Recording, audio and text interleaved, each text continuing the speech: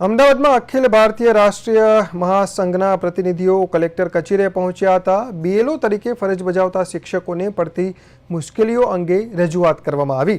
શિક્ષકોએ જણાવ્યું કે શૈક્ષણિક કાર્ય પૂરું કર્યા બાદ પણ તેમને વધારાની ચૂંટણી સંબંધિત ફરજો સોંપવામાં આવી રહી છે, જેને કારણે ભારે કામનો બોજ થાય છે।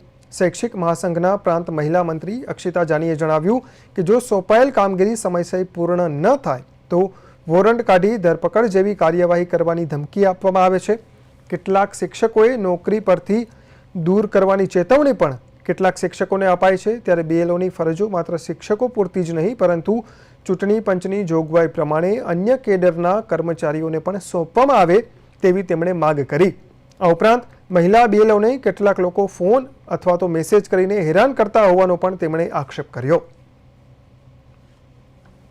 કે મોટા ભાગના મતદારો પોતે 2002 ની યાદીમાં ક્યાં મત આપતા હતા એમને ખ્યાલ નથી, અને જો ખ્યાલ હોય તો મોટા ભાગના મતદારોને ફોર્મ ભરતા આવડતા નથી। એટલે શિક્ષકોને એક શિક્ષકને મેક્સિમમ 1400 થી 1500 મતદારો છે, અને એ કામગીરી શાળા સમય બાદ કરવાની પહેલા સૂચના હતી। ત્યારબાદ અમારી રજૂઆત સંગઠન દ્વારા થઈ અને એમાં શાળા સમયમાં થોડી છૂટછાટ આપી અને કામગીરી પૂર્ણ કરવા માટે રોજે રોજ 100% કામગીરી પૂર્ણ કરવા માટે શિક્ષકોને ખૂબ જ દબાણ કરવામાં આવી રહ્યું છે।